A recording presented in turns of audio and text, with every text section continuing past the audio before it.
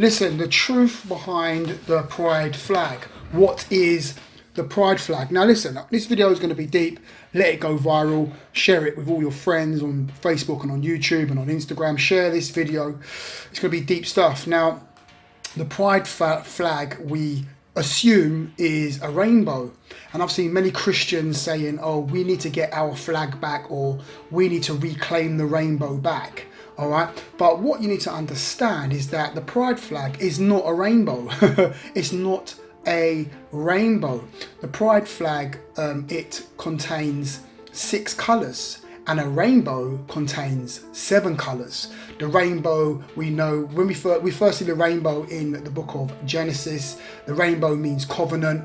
The rainbow is a covenant between God and man, God and the earth. It's a promise. That means that God will never flood the earth again. It's a promise, and it's a covenant to the whole of creation. So whenever we see this rainbow, it signifies covenant. All right. Now the pride flag has only got 6 colors, where a proper rainbow has 7. There's 1 color missing, and the color is indigo. So on the pride flag, it has not got indigo on it. So the pride flag is not a rainbow. All right, it's not a rainbow. It looks subtly, they look the same. There's a subtle change. Obviously, 1 color has been omitted, which is indigo. Now in the rainbow, which signifies covenant in the Bible, it's got 7 colors, and 7, as we know, is the number of perfection.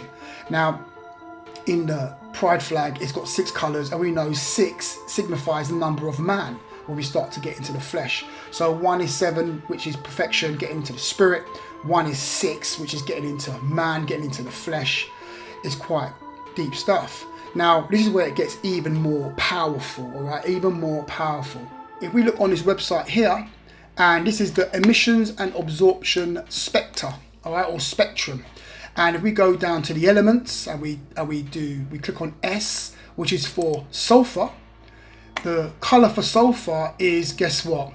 The same colors for the pride flag, the same colors. So when you see the pride flag, it is the colors of sulfur. Quite interesting, because we know in the book of Genesis chapter 19 that God rained down sulfur or fire and brimstone upon Sodom and Gomorrah because they were full of sexual immorality and all sorts of craziness. So we know that God rained down fire and brimstone is sulfur. So when the pride when people are waving this pride flag, they are actually waving sulfur, the colors for sulfur and judgment. All right, so this is the truth. It's going to be really, really deep stuff. See, what happens is that the devil is moving in subtly and trying to bamboozle the sons of God. Now, don't be fooled. What we need to realize is that the devil is not promoting the true rainbow or covenant of God.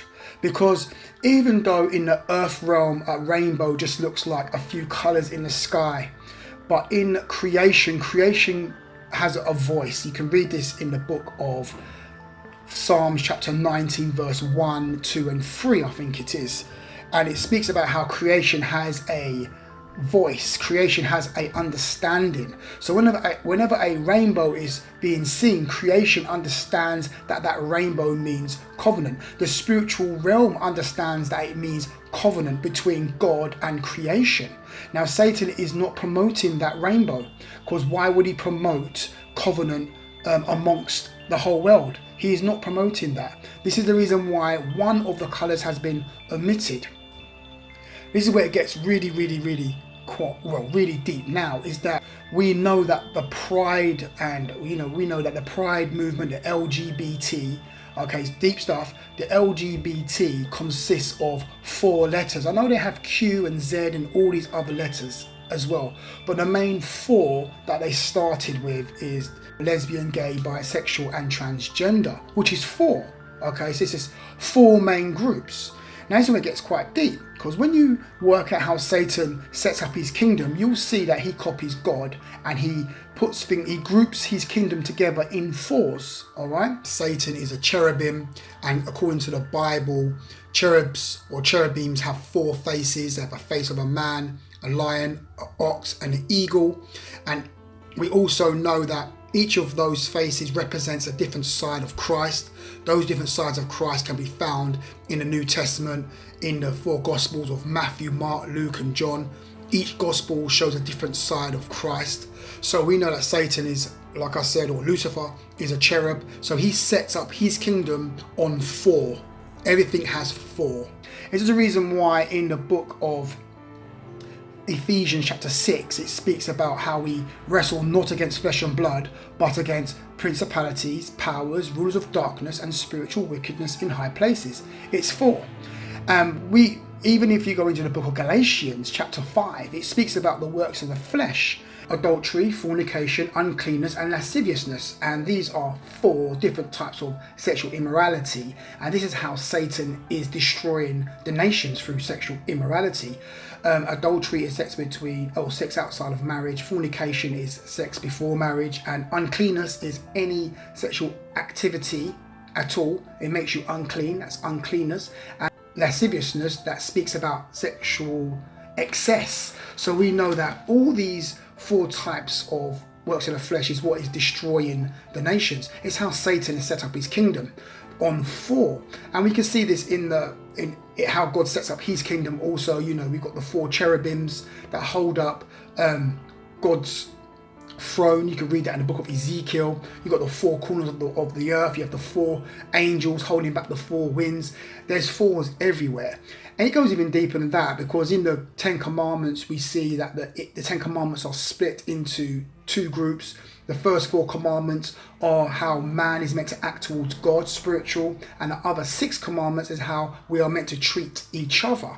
So Satan there again has stolen the four, and he has manipulated that, and he has built his kingdom the same way on the four, the spiritual four. Okay, but we know it's in error and deception on how he's done this.